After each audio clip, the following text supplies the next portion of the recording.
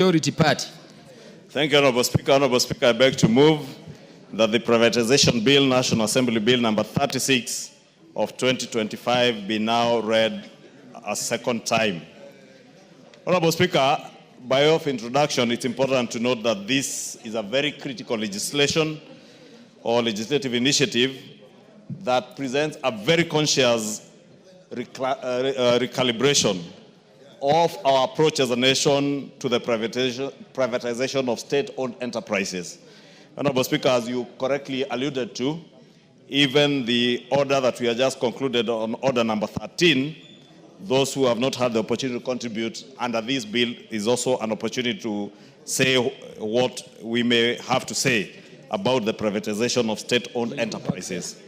This bill is a direct response to constitutional and public governance imperatives and reflects lessons that we have learned from recent judicial determinations concerning the previous legal framework, Honorable Speaker, because as members, you remember, we did pass the Privatization Act of 2023, and Honorable Speaker, the Privatization Act of 2023, which intended to replace the older Privatization Act of 2005. And when we intended to modernize our privatization process, the act was challenged immediately. We passed it in court by a judgment that was delivered on September 24, 2024, in the case of Katiba Institute and others versus the Speaker of the National Assembly and others. The High Court declared that the Privatization Act of 2023 was unconstitutional, null and void. And the court found that Parliament had failed to conduct meaningful public participation and had undermined constitutional values of transparency, separation of powers, and legislative oversight, especially regarding sensitive decisions to divest state assets without parliamentary approval. And therefore, the decision restored the legal environment to the status quo that was there, therefore reverting to the 2005 Act. And this bill, therefore, Honorable Speaker, seeks to address the issues that were raised by the court. And indeed, I must take this opportunity to thank the chair of the Privatization Committee, the Honorable Shurie, and his committee for the very meticulous work that they put in to ensure that they addressed each and every of the issues that were raised by the court, and especially around the issue of public participation. And this bill has been drafted in a way that it bridges all those gaps that were identified and lays a very good foundation for a constitutionally grounded privatization framework for the country to move us forward. It once again establishes the Privatization Authority, as was there in the 2023 Act, as a professional and independent body tasked with advising the government on privatization matters, and also preparing proposals for privatization and overseeing the implementation of such privatization processes. Unlike its predecessor, or the Bill of 2023, this bill enshrines robust parliamentary and public participation safeguards, restoring the National Assembly's oversight role, and reinstates the requirement for parliamentary approval, not merely executive notification, before any privatization process can proceed. Honorable Speaker, that is very critical, because one of the issues that the court, many Kenyans raised, and even those who went to court, was on the question of public participation, which I have said was adequately addressed in the processing of this bill, and also the issues that have been raised in terms of the separation of powers between the executive and the legislature, and especially the question of removing the oversight role of Parliament in terms of privatization matters. And therefore, this bill is restoring those powers to the National Assembly, that any privatization process in this country will not be a mere notification to the National Assembly of the privatization program by the executive, but they must seek approval from Parliament, and therefore it is only Parliament that can approve privatization processes, because as was said even in the previous proposal, Honorable Speaker, under order number 13, this is a matter that touches on divestiture from public investments and public assets, and therefore the people's representatives have a role to execute. Honorable Speaker, that is what now this bill is doing. Honorable Speaker, the current legal framework for privatization, as I said, is anchored around the Act of 2005, which became operational in 2008. And many of you remember 2008 was before the promulgation of the new constitution. And therefore, the Act as it is today does not address critical constitutional principles under the new constitution. And we have therefore worked, and I must thank the committee again because they ensured that this bill is in tandem with the 2010 constitution, unlike the 2005 Act, which is not in tandem with the new constitution. Honorable Speaker, another key strength of the bill is the emphasis on transparency and inclusivity. As I mentioned, Honorable Speaker, there were issues raised on inclusivity of the public in matters privatization, in the matter that was in court. And the bill is now mandating consultations with affected stakeholders during the preparation of privatization programs, public gazettement of approved programs. Therefore, you must engage with the relevant stakeholders. If, for instance, you want to privatize a company or any state corporation, you must engage with the stakeholders in that industry beforehand. And also gazette, in the public gazette, the approved privatization programs and publication of key details of completed transactions.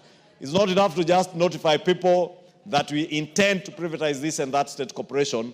You must engage with key stakeholders in that particular sector. And also post the privatization, you must come back and report to the Kenyan people the details of the completed transactions. And that's what I was saying, even on the IPO for Kenya Pipeline Company, once we get into the IPO, the government will be obligated to come back to the people's representatives and through them to the people to report on progress of the completed transaction. And therefore, that creates a very good structure for ensuring that there is not only inclusivity, but there is transparency and accountability in the manner in which we transact matters to do with privatization. And I did hear the Honorable Oudo, the member for Funyula, speak at length. And you know it's good to speak to the gallery, Honorable Speaker, in this house, because we are not in a church, we are in a house of parliament, there is politics, and it's good for the Honorable Oudo to speak to the gallery and excite those that he seeks to excite. But facts speak better than the speaking to the public gallery. Facts as are the laws that we are enacting today, the legislative proposals before us, whether it is that session of paper that we have just approved, or this privatization bill, the matter of inclusivity, transparency, and accountability have become cardinal in these laws. And how I wish Honorable Oudo was here to contribute to these issues. I can see him walking back, so that he can articulate the issues he was articulating now, because they are very well stipulated in these bills. And I was thanking Honorable Oudo for speaking to the gallery, speaking to the people of Funyula to see that he is indeed a doctor who can speak good English. But the good English is also the good English that has been put in this legislative proposal that ensures that the things, Honorable Oudo, is good you are here, that you are speaking to, issues touching on transparency, inclusivity, engagement with stakeholders, ensuring there is accountability, and beyond the process, coming back to report on the completed transaction. Therefore, Honorable Oudo, if you read this bill and internalize it, internalize, because I have also seen there are also others who came here to just vote and walk out. And you know them. Yeah? Yes, you know them. But ask them what is contained in these legislative proposals. Ask the member for Kajiado North, for instance. Ask him what is in this bill. He has no idea. Ask him what was in the session of paper. No idea. Yeah. So, Honorable Speaker, I am speaking to these issues because we are now in debate second reading. Please take time and read the bill. Internalize it. See how well this bill has been processed by the committee. We deliberately, in the last parliament, separated from the Finance and National Planning Committee the Committee on Public Debt and Privatization, so that we have diligent members of this House, diligent members like Honorable Shurie, Honorable Makali Mulu, and the other members like Honorable Makilap, who sit in this committee, Honorable Mboko Milemba, a seasoned member of this House, and this committee of very serious legislators has sat for long hours to ensure that this particular bill will pass not just the test of time, but also the constitutionality, so that it doesn't befall the fate that befell the 2023 Act, Honorable Speaker. And therefore, I just want to conclude by saying that this bill now provides a very clear review and appeals mechanism through the Privatization Appeals Board. And therefore, it's not enough to just come back and report on the completed transaction. If any Kenyan is dissatisfied with the manner in which a particular privatization is being carried out, they can appeal to the Appeals Board, Privatization Appeals Board, with the possibility also of further recourse to the High Court. And therefore, this further promotes fairness and accountability, the fairness and accountability that the Honorable Oudo was speaking to. And I invite Honorable Oudo and many of us to now support this privatization bill so that it becomes an act of parliament, so that it can guide us and shepherd us through the process of privatization. Because, Honorable Speaker, as I said, privatization is here with us and we can't run away from it. And I have heard the concerns of many people when we speak about privatization. Oh, we are selling state assets. We are selling our strategic investments. Honorable Owen Bayer spoke something in his local language that said, you use what you possess. Loosely translated from what we say in my community, I was saying, even as we say, Modu Adagia Borieria Enayo, that you can only dispose of that goat that you own and that you have, Honorable Speaker. Therefore, when you have resources and we are constrained in raising revenues in this country, Honorable Speaker, because when I hear people oppose the privatization of state-owned assets to raise resources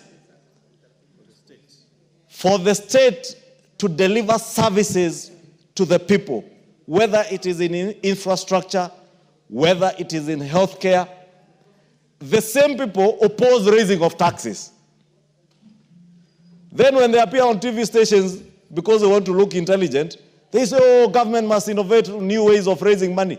Which other new ways other than raising money from the capital markets? Which other new ways other than privatization of such profitable companies? Because you do not sell that which is dead. You sell that which is alive. Even in your cowshed, Honorable Clive, you cannot sell your dying cows. You sell those that are strong, those that will fetch better prices in the market. Then they will help you to acquire new investments, new calves, healthier ones. I don't know, Honorable Clive, because he went to the Alliance High School, he knows these things. He knows these things. And because I know Honorable Clive Gesairo went to Alliance, and I know he knows these things. At times I look at him speaking elsewhere, and I wonder, Honorable Gesairo, because you know these things, and you know it is the right thing to do. It is the right thing to do for the country. It is the right thing to do for our constituents. Let us use privatization to raise money so that we do not overtax Kenyans. Because when you oppose privatization, when you oppose IPOs, you are telling government, go back and borrow, go back and raise taxes.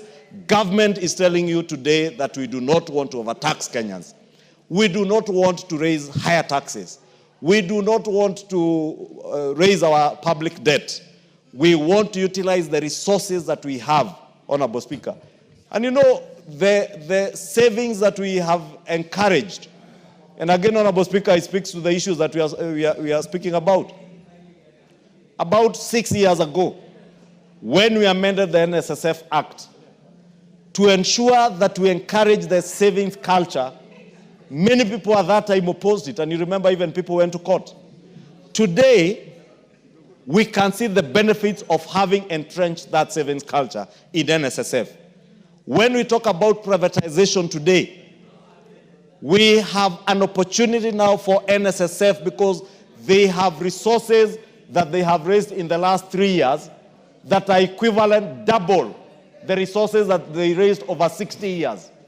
Therefore, this is one strategic investor, NSSF, that can invest in our PPP model of financing infrastructure projects, that can invest in some of these companies that government is directly divesting from, because NSSF is an independent body corporate.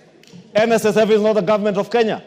Therefore, nothing stops NSSF from investing, for instance, in the IPO on Kenya Pipeline, for NSSF to own another 25% of the pipeline. Nothing stops NSSF.